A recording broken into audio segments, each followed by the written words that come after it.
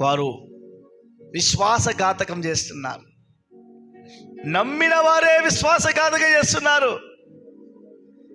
భోజనం పెట్టడానికి, అన్నం పెట్టడానికి సున్నం పెట్టే ప్రయత్నం చేస్తున్నారు.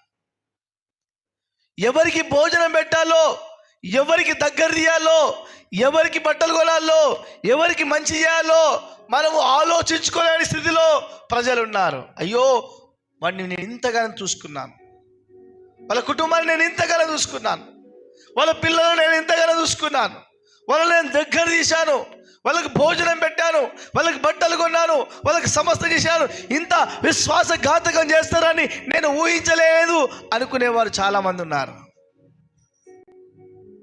హల్లెలూయా. అందుకోసం వాక్యంలో ఉంది, మనుషుల నమ్ముట కంటే యెహోవాను ఆశ్రయించుట మేలు.